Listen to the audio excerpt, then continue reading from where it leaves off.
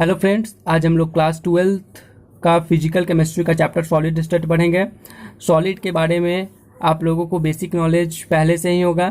Solid जो होता है उसके पास फिक्स्ड शेप और उसके पास फिक्स्ड वॉल्यूम होता है, और उस सॉलिड में जो कंस्टिट्यूएंट पार्टिकल्स होते हैं वो क्लोजली पैक्ड होते हैं और उनके बीच में स्ट्रॉन्ग इंटरमॉलिक्यूलर फोर्स होता है। ये सब आपको पहले से ही पता होगा, केवल हम लोग इसको एक बार नोट कर लेते हैं। सॉलिड के बारे में एक दो पॉइंट सबसे पहले लिखते हैं। सॉलिड में solids are the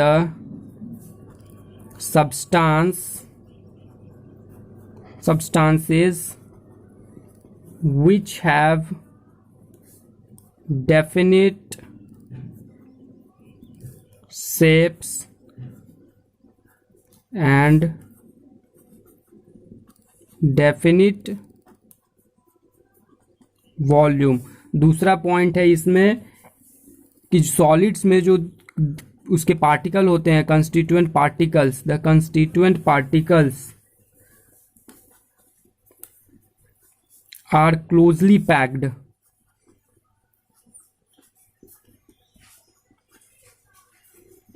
and held together by strong intermolecular forces। इसके बारे में तो सब आप लोग को पहले से ही पता होगा, केवल मैं नोट कर देता हूं। सॉलिड्स हैव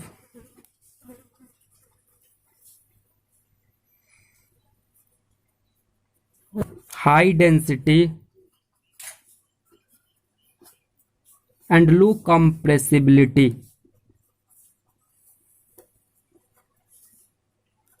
मतलब हम लोग ज़्यादा प्रेस नहीं कर पाएंगे सॉलिड को। ठीक है, अब हम लोग का क्लास 12th का मेन टॉपिक शुरू होता है, क्लासिफिकेशन ऑफ सॉलिड्स। सॉलिड्स को हम लोग बेसिकली दो कैटेगरी में क्लासिफाई करते हैं। पहला कैटेगरी है एमॉर्फस सॉलिड्स और दूसरा क्रिस्टलाइन सॉलिड।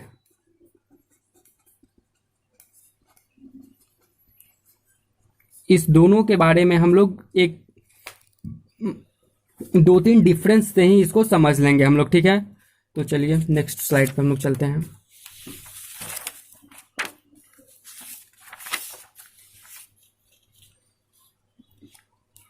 तो सब चलिए डिफरेंस लिखते हैं। क्रिस्टलाइन सॉलिड्स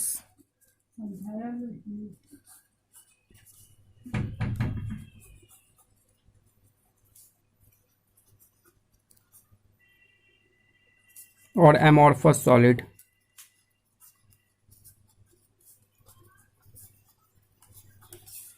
डिफरेंस के माध्यम से ही हम लोग समझ लेंगे इस दोनों के बीच में क्या डिफरेंस है, और इसके बारे में हम लोग सब डिफरेंस से ही समझ लेंगे। सबसे पहले जो क्रिस्टलाइन सॉलिड होता है उसमें जो उसके कंस्टिट्यूएंट पार्टिकल्स होते हैं वो एक रेगुलर फैशन में अरेंज्ड होते हैं और इनका एक लॉन्ग रेंज ऑर्डर होता है, मतलब एक ये ऑर्डर में ये अरेंज होते हैं। जबकि जो एमॉर्फस सॉलिड होता है उसमें जो कंस्टिट्यूएंट पार्टिकल्स होते हैं, मतलब कंस्टिट्यूएंट पार्टिकल्स से यहाँ पे मतलब है एटम्स या मॉलिक्यूल्स या आयंस जो होते हैं एमॉर्फस सॉलिड में, उनके पास कोई नो लॉन्ग रेंज ऑर्डर, उनके पास लॉन्ग रेंज ऑर्डर नहीं होता है और उसके जो कॉन्स्टिट्यूएंट पार्टिकल्स होते हैं वो रैंडमली अरेंज्ड होते हैं। तो इसी को चलिए हम लोग नोट कर लेते हैं इस पॉइंट को। तो क्रिस्टलाइन सॉलिड में क्या होता है, कंस्टिट्यूएंट पार्टिकल्स,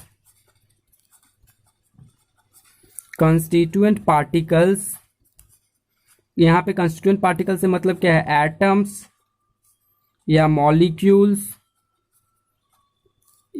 या ions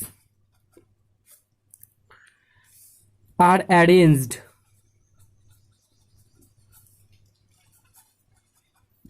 arranged in regular fashion, and such solid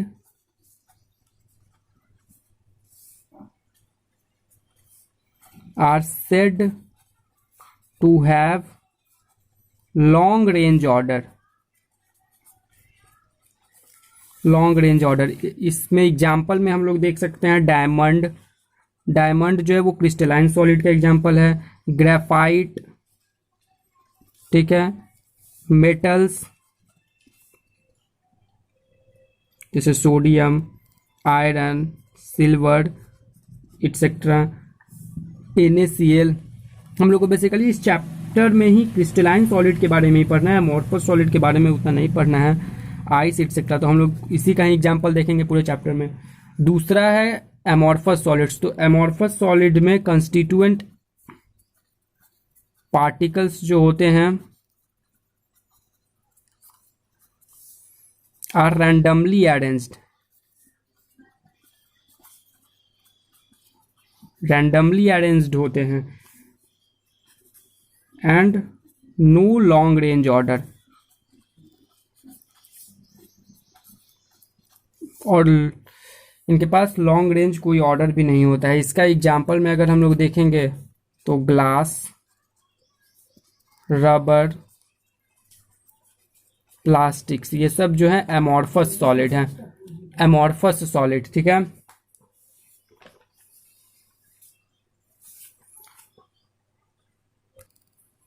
अब हम लोग सेकंड पॉइंट देखते हैं क्रिस्टलाइन सॉलिड में। सेकंड पॉइंट देखते हैं तो क्रिस्टलाइन सॉलिड में सेकंड पॉइंट है कि क्रिस्टलाइन सॉलिड के पास होता है हैविंग शार्प और definite melting point.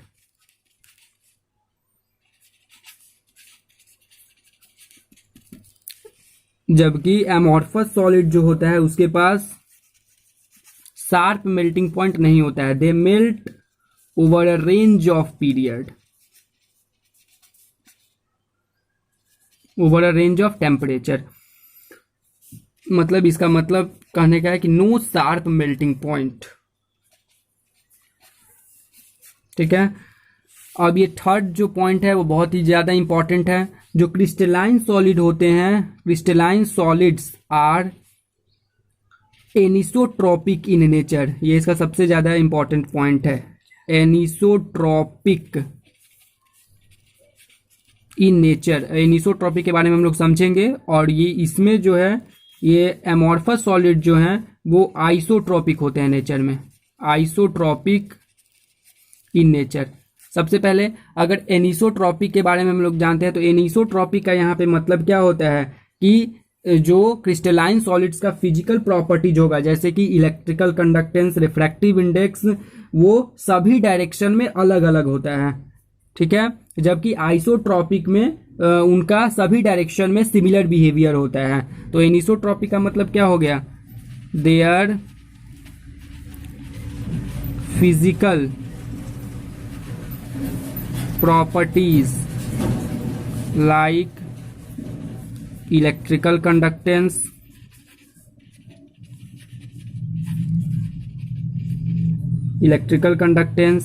and refractive index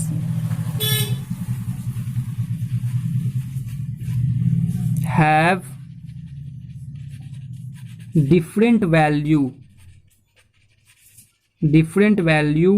in different direction, in different directions. और जस्ट इसका ऑपोजिट आइसोट्रॉपिक है, तो आइसोट्रॉपिक में सिमिलर बिहेवियर होता है। आइसोट्रॉपिक में सभी डायरेक्शन में सिमिलर बिहेवियर होता है, similar behaviour in all directions, ठीक है। इसको हम लोग छोटे से एग्जांपल से भी समझ सकते हैं। जैसा कि हम लोग जानते हैं कि ये हम बता रहे हैं किसका, क्रिस्टलाइन सॉलिड्स का। क्रिस्टलाइन सॉलिड्स में जैसा कि हम लोग जानते हैं कि जो पार्टिकल्स होते हैं वो क्या होते हैं, एक रेगुलर फैशन में अरेंज्ड होते हैं। तो देखो इसमें पार्टिकल सब जो है वो एक रेगुलर फैशन में अरेंज्ड हैं, ठीक है। इस तरह से रेगुलर फैशन में अरेंज्ड है, ठीक है। अगर हम बात करते हैं तो देखो, अगर यहाँ पे ये दोनों के बीच का अगर हम डिस्टेंस का बात करते हैं तो ए है। क्रिस्टलाइन सॉलिड्स में जो पार्टिकल्स होते हैं वो एक रेगुलर फैशन में अरेंज्ड होते हैं। तो ये सब जो पार्टिकल्स है एक रेगुलर फैशन में अरेंज्ड हैं। इसमें अगर हम ये दोनों पार्टिकल के बीच का डिस्टेंस देखते हैं तो ये है, ये दोनों के बीच का अगर डिस्टेंस देखते हैं तो कुछ अलग है। मतलब यहाँ पे ए नॉट इक्वल टू बी है।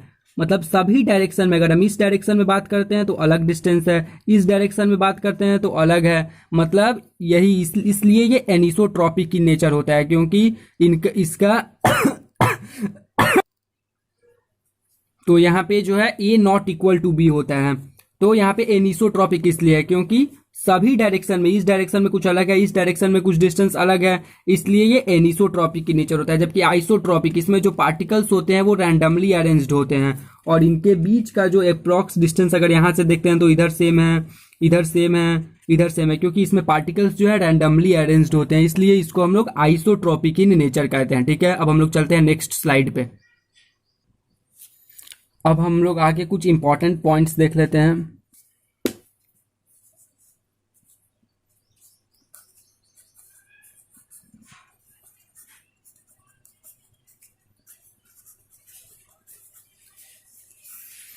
इंपॉर्टेंट पॉइंट्स में पहला क्रिस्टलाइन सॉलिड्स के बारे में है। जो क्रिस्टलाइन सॉलिड्स हैं, crystalline solids have cleavage property.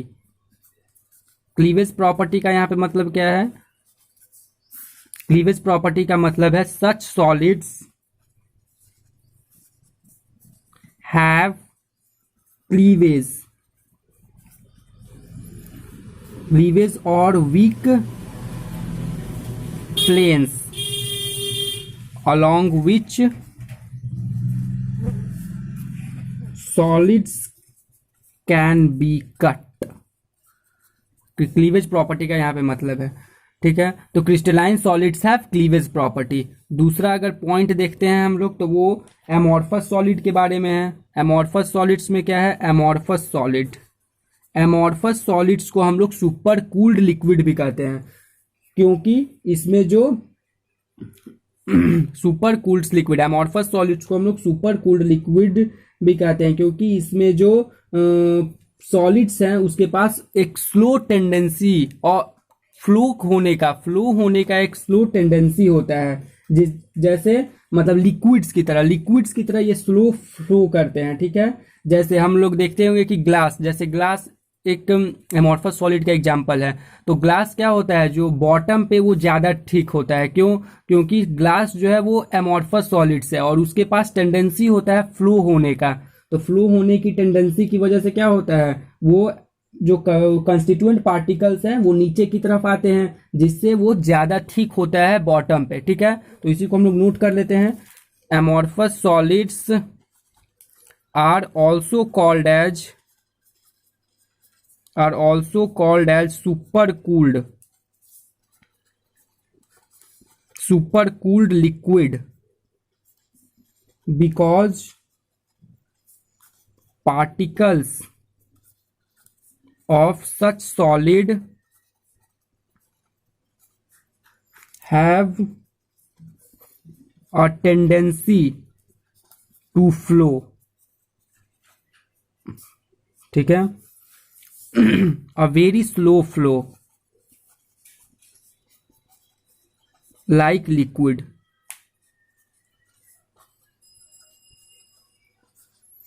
ठीक है, लिक्विड की तरह इनका बहुत ही फ्लो जो होता है वो काफ़ी स्लो होता है। अगर इसके एग्जाम्पल का बात करते हैं तो glass in window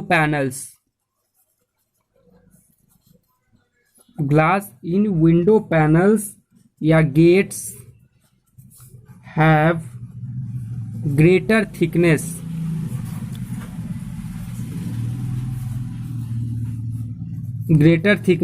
eight the bottom. ये मैंने आपको पहले ही एक्सप्लेन कर दिया कि ऐसा क्यों होता है। तो ये कुछ इंपॉर्टेंट पॉइंट्स थे क्रिस्टलाइन सॉलिड्स के बारे में और एमॉर्फस सॉलिड्स के बारे में। अब हम लोग इसके बाद पढ़ेंगे टाइप्स ऑफ क्रिस्टलाइन सॉलिड्स। मैंने आपको पहले ही बताया है कि इसमें जो है, जैसा कि इसमें हम पहले ही बता चुके हैं कि क्रिस्टलाइन सॉलिड्स के बारे में ही हम लोग को इसमें पढ़ना है। तो हम लोग अब टाइप्स ऑफ क्रिस्टलाइन सॉलिड्स पढ़ेंगे। तो हम लोग चलते हैं अब नेक्स्ट स्लाइड। तो टाइप्स ऑफ क्रिस्टलाइन सॉलिड्स में हम लोग पढ़ेंगे क्रिस्टलाइन सॉलिड्स के जनरली 4 टाइप्स होते हैं, metallic solid, ionic solid, covalently bonded network solids और मॉलिक्यूलर सॉलिड्स। तो इस चारों के बारे में हम लोग एक एक करके पढ़ेंगे। फर्स्ट हम लोग देखते हैं पहला मेटालिक सॉलिड, लिखते हुए हम लोग सब समझते चलेंगे। मेटालिक सॉलिड्स, मेटालिक सॉलिड्स है जैसा कि नाम ही बता रहा है, मेटालिक सॉलिड्स है तो इसमें मेटल्स होंगे, जैसे examples silver, gold, sodium etcetera ऐसा रहेगा। मेटालिक सॉलिड है तो इनमें मेटालिक बॉन्डिंग होगा। मेटालिक सॉलिड्स हैं तो इनमें जो होता है moderate to high melting point and boiling point, moderate to high melting point and boiling point होगा। ये एक थ्योरेटिकल सा है, आप लोग को कोई पॉइंट है ये आप लोग इसी तरह याद कर सकते हैं। इसमें मॉडरेट टू हाई हार्डनेस होगा, मॉडरेट टू हाई हार्डनेस। अब हम लोग चलते हैं सेकंड में, तो सेकंड है आयोनिक सॉलिड। आयोनिक सॉलिड्स में अगर हम लोग देखते हैं तो आयोनिक सॉलिड्स नेम ही से पता चल रहा है आयोनिक कंपाउंड्स इसमें रहेंगे। आयोनिक बॉन्ड्स होगा पार्टिकल्स के बीच में। ये आयोनिक सॉलिड्स जो होते हैं हार्ड होते हैं एंड ब्रिटल, ये कुछ इनके बारे में पॉइंट है। फिर हाई आयोनिक सॉलिड्स है तो high melting point and boiling point होगा। एग्जाम्पल इसका देखें तो एग्जाम्पल में सोडियम क्लोराइड, आयोनिक कंपाउंड्स इसके एग्जाम्पल होंगे, KCl, कैल्शियम कार्बोनेट एक्सेट्रा इसके एग्जाम्पल हो गए। अब हम लोग चलते हैं थर्ड पॉइंट पे। थर्ड है कोवैलेंटली बॉन्डेड नेटवर्क सॉलिड्स। तो इसमें जो है all the bonds are covalent bond, covalent bond होगा। इसके एग्जाम्पल्स की अगर हम बात करते हैं तो डायमंड, ये सब थ्योरेटिकल पॉइंट है। डायमंड, ग्रेफाइट इसमें कुछ समझने लायक तो है नहीं, एल्यूमिनियम फिर भी मैं बता ही रहा हूँ, silicon, germanium etcetera. Covalently bonded है तो very high melting point and boiling point. अब हम लोग चलते हैं नेक्स्ट मॉलिक्यूलर सॉलिड्स पे, जो कि इसका लास्ट टाइप है। फोर्थ है मॉलिक्यूलर सॉलिड्स।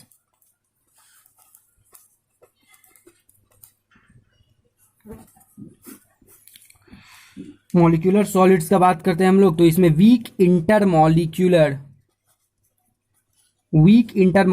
फोर्सेस होते हैं। वीक इंटरमॉलिक्यूलर फोर्सेस जैसे कि H बॉन्डिंग, ये सब आपने 11th क्लास में पढ़ा होगा। H बॉन्डिंग, डाइपोल अट्रैक्शन और लंदन फोर्सेस, ये सब 11th का टॉपिक है, ये सब आपने 11th में पढ़ा होगा। ठीक है, जैसे अब इसके एग्जाम्पल मॉलिक्यूलर सॉलिड्स का अगर बात करते हैं तो एग्जाम्पल्स में आ जाता है आयोडीन सॉलिड्स, फिर ड्राई आइस हम लोग आपको पता ही होगा, सॉलिड कार्बन डाइऑक्साइड को कहते हैं। आइस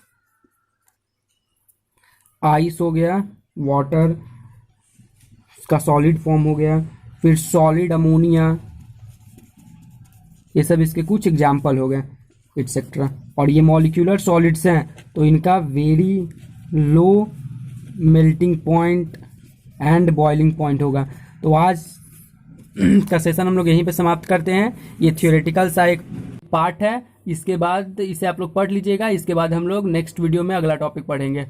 ठीक है, ओके, थैंक यू।